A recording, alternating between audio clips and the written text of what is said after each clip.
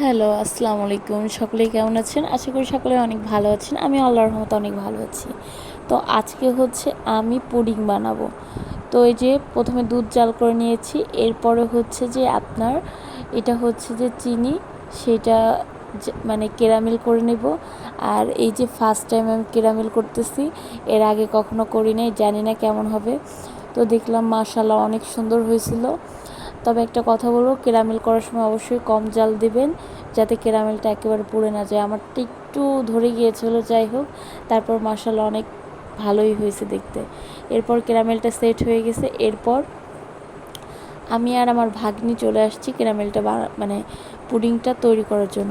একটা কথা অবশ্যই বলবো, যাদের ঘরে বাচ্চারা আছে অবশ্যই তাদের নিয়ে এই কাজগুলো করবেন। দেখবেন এতে হচ্ছে যে তাদের মাইন্ডটা এইদিকে সেট হবে এবং তারা এটা শিখবে।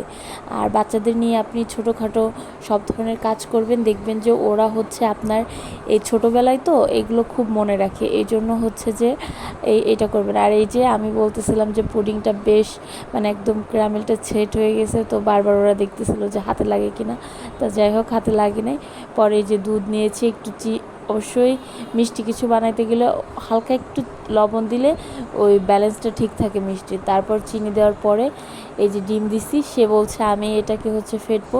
পরে ও এই যে প্রথমে এটা নিয়ে তারপর হচ্ছে কাঁটা চামচ দিয়ে করতেছিল যে নিশা মা আমাকে দাও, আমি করি। পরে ও হচ্ছে যে আপনার অনেকক্ষণ ধরে নাড়াচাড়া করে এই যে এখন পুরোটা সেট হয়ে গেছে। এরপর ঢালবো ওকে দিয়ে। মানে আমি চাই যে মানে বাচ্চারা পাশে থাকলে ওদের দিয়ে কাজটা করাবেন। পরে ও একটু সরাই ফেলছিল, বলি যে আম্মু আমার কাছে দাও।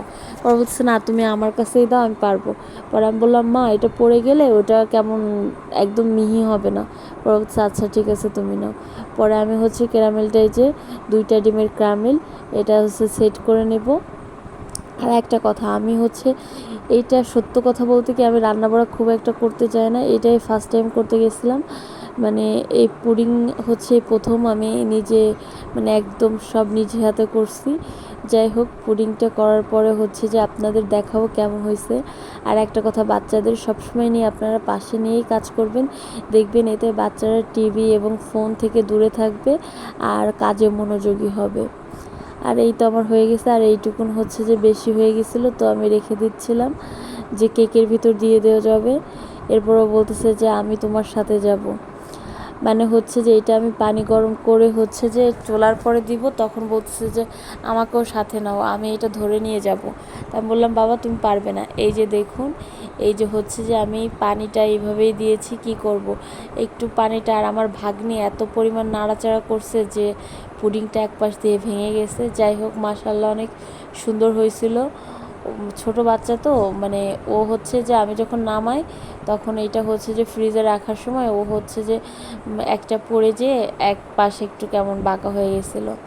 আর এই যে আমার বড় বোন হচ্ছে যে পুডিংটাকে ঢালছে। আমি বলছি তুমি ঢালো, আমার কেমন ঢালতে গেলে হয়তো পড়ে যাবে।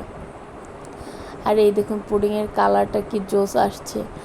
আর পুডিংয়ের কালারটা জোস আসবে না কেন, ক্যারামেলটার সেট ভালো হইলে পুডিংয়ের কালার অনেক সুন্দর আসে। আর আমি একটু চিনির পরিমাণ কমাই দিয়েছিলাম। আর এই দেখুন ওরা সবাই কেমনে কেমনে নিচ্ছিলো, সব ভেঙে ফেলতেছিলো। তারপরে যে আমাকে একটু উঠাই দিচ্ছে যে কেমন হয়েছে সেটা দেখার জন্য। পরে আমার ভাগ্নে বলছে না আমাকে দাও, পরে ওকে দিয়ে দিচ্ছে। আর আমার বোন তো এমনি নিয়ে খাওয়া শুরু করে দিচ্ছে। আল্লাহ হাফিজ, ভালো থাক।